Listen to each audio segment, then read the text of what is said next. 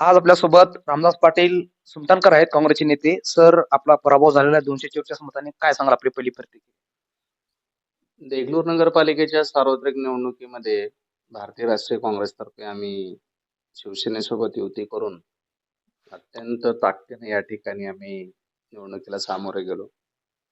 जनतेचे जे मूलभूत प्रश्न आहेत त्या विकासाचा गाडा आहे.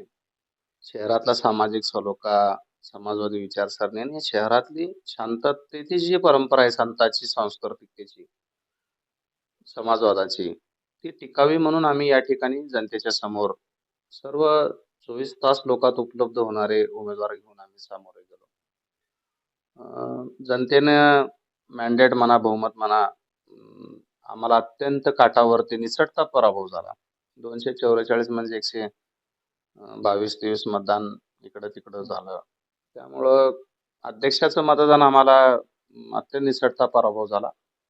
कैलासवासी लोकनेते मष्णाजी निलमवार साहेब यांची पुण्याई आणि त्यांचं या शहराशी असलेलं योगदान, या भूमिकेवरती आम्ही लोकांच्या समोर गेलो. त्यांच्या धर्मपत्नी आमच्या काकू मनोरमा मष्णाजी निलमवार या नगराध्यक्षांच्या उमेदवार होत्या.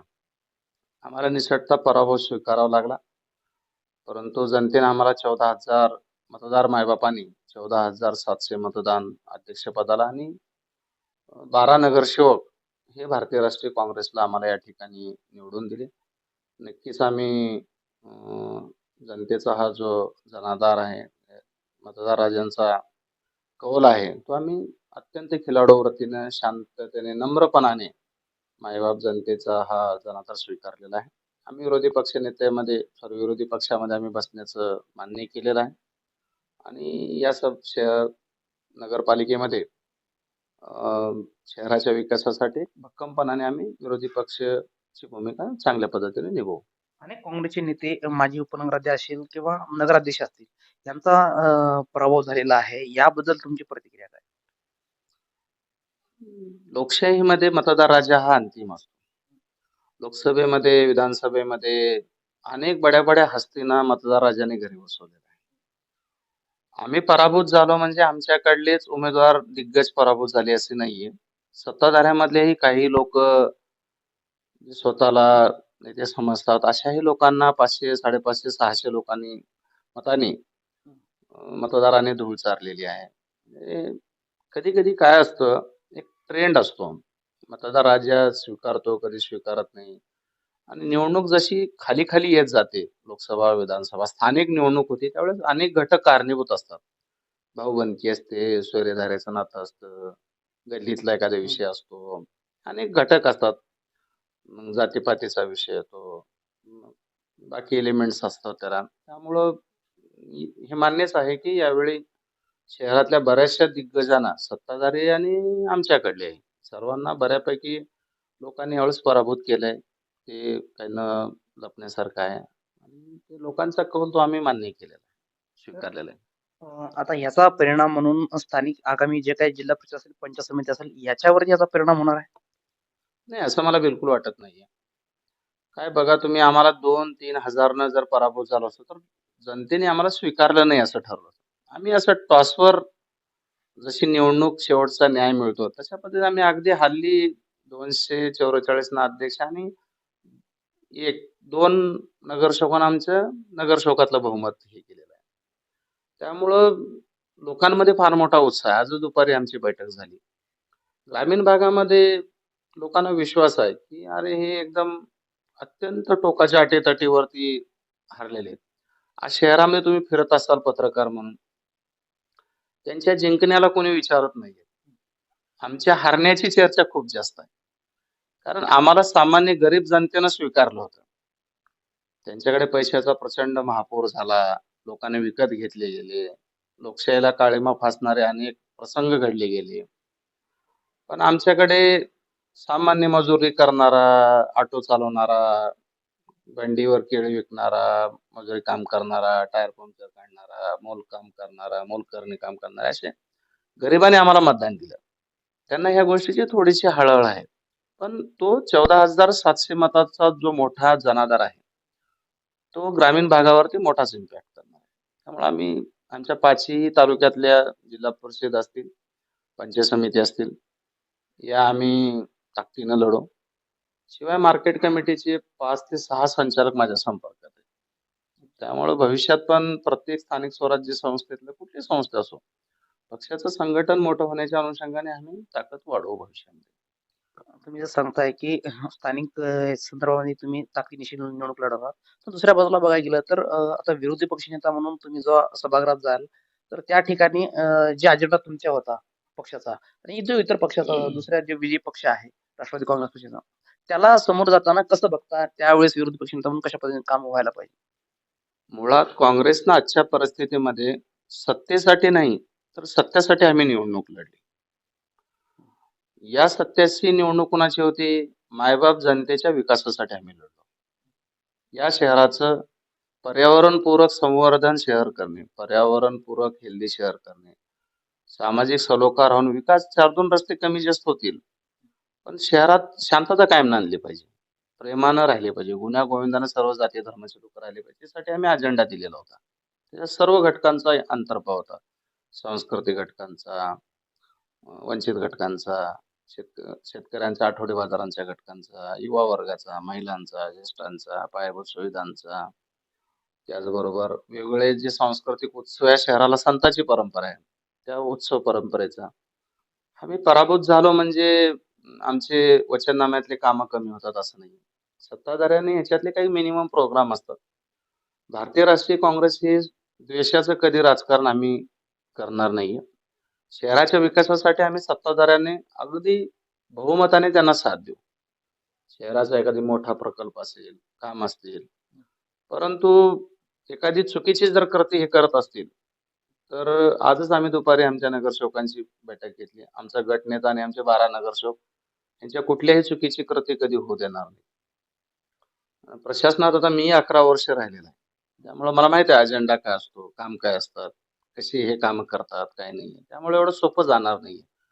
तुम्ही चांगलं काम करा, जनतेनं तुम्हाला कौल दिलाय. आम्ही तो स्वीकारलाय. तुम्ही नगराध्यक्ष आणि नगरसेवक तुमच्याकडे बहुमत झालेलं आहे. आम्ही 12 झालो तर आम्हाला नगरसेवकाचं काठावर बहुमत आहे. त्यामुळं आम्ही तुम्हाला शहराच्या विकासाला कुठलाही आमचा पदाधिकारी अडकाठी आणणार नाही. चुकीचं केलं तर आमचा कुठलाही पदाधिकारी शांत बसणार नाही. हां. तुम्ही जे सांगताय की ज्या ठिकाणी ज्या सभागृहामध्ये जे काही ठराव होतील, त्या ठरावामध्ये तुम्हाला जी चांगल्या गोष्ट आहे त्याला तुम्ही प्रोत्साहन देणार आहात. दुसऱ्या बाजूला बघायला गेलं तर रामदास पाटील या ठिकाणी सत्ता बदलण्यासाठी ठाण मांडून या ठिकाणीच होते. त्यांना इथे यावं लागलं. याबद्दल काय सांगाल?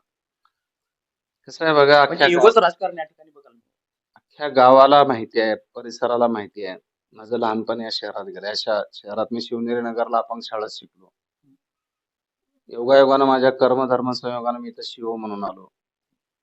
माझे मित्र परिवार लहानपणापासूनचे सर्व जाती धर्मातले मित्र परिवार, माझं गणगोत या भागात आहे. मी लहानाचा मोठा बऱ्यापैकी म्हणजे या भागात झालो. मी माझ्या मावशीकडे वाढलो इथं. त्याच्यानंतर मी नोकरी जी सोडली ती लोकांची सेवा करण्यासाठी, या भागाची सेवा करण्यासाठी सोडली. पण भारतीय जनता पार्टीमध्ये मी ज्यावेळेस होतो, पक्षाने मला लोकसभा लढवण्यासाठी हिंगोलीला घेऊन गेले. तर पक्षाधीश म्हणून मी तिथे गेलो. पक्षानं मला जाऊन जम्मू काश्मीरला जांभलं असतं तर मी गेलो असतो. पण कालांतराने तिथं संधी नाही मिळाल्यामुळे पक्षांतर ज्यावेळेस माझं झालं, मी ठरवलं आता परदेश किती पालथं घालून नको. आपण आपल्या जिथं आपलं अस्तित्व आहे तिथं आपण जाणं आवश्यक आहे. त्या लोकांची सेवा करणं इगोचा प्रश्न नाहीये. 2016लाही मी निवडणुकीच्या वेळी माझ्यावरती आरोप झाले होते. त्यावेळेस माझे मित्र मोगलाजी शिरसेटवार हे राजकारणात नगराध्यक्ष पदाला आले होते. आता 24ला, 25ला आता तर मी माझा सर्व मित्र पक्ष ताकदीनं लढण्यासाठी या ठिकाणी मी ठाण मांडून म्हणजे मी काय उद्या पाल उठवणार नाहीये. माझं उरलं सुरलं जे आयुष्य आहे, ते या भागातल्या लोकांसाठी. हे महाराष्ट्राचं दक्षिण प्रवेशद्वार आहे. या भागात चांगले प्रकल्प, या भागातल्या विधानसभा क्षेत्रामध्ये चांगले युनिट, युवकांसाठी रोजगार, कामं, इथले वेगवेगळे प्रश्न असतील मोठे व्यापक स्वरूपाचे, नगरपालिकेच्या बाहेरले, ग्रामीण भागाचे.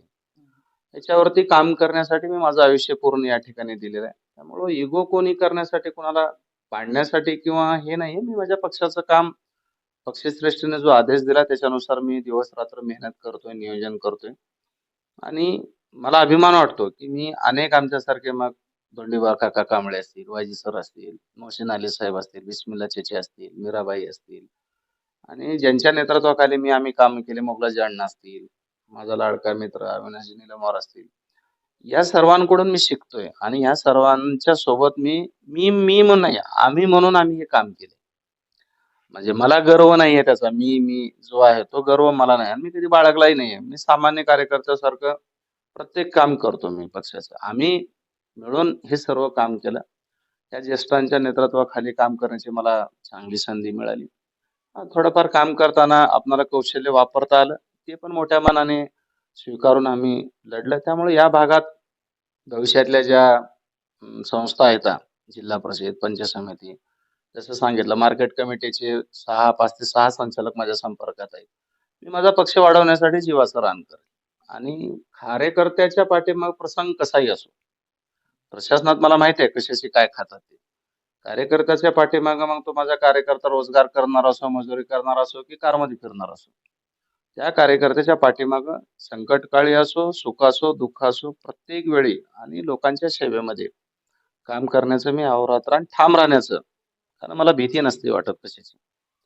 कारण चुकीच्या काही गोष्टी होतच नाही. त्यामुळे मला सक्षमपणे, निर्भयपणाने मी माझ्या कार्यकर्त्याच्या पाठीमागे थांबतो. शब्दाला पक्का आहे हा सर्वच या 2-3 जिल्ह्याला माहिती आहे रामदास पाटील काय आहे ते. त्यामुळं या भागात आपण चांगलं एक संघटन उभारण्याचा आपण प्रयत्न करतोय. त्यामुळे इगो तर मला नाही आहे. ज्याला कुणाला इगो बाळगायचा आहे, तो त्यांनी बाळगावं. त्यांना शुभेच्छा आहेत माझ्या. आणि राहिला प्रश्न नगरपालिकेचा, आगे आगे देखो होता है क्या. आता नेत्यांनी सांगितल्याप्रमाणे रामदास पाटील सुधारकर यांनी आगे आगे देखो होता है क्या आणि विरोधी पक्षनेता म्हणून त्यांनी सभागृहामध्ये ज्या पद्धतीने चांगल्या गोष्टीला त्यांनी कधी आम्ही पाठिंबा देणार आहोत सांगत आहे. मात्र येणाऱ्या काळात बघायला लागेल कशा पद्धतीचा कारभार या नगरपालिकेत होणार आहे. देगलूर.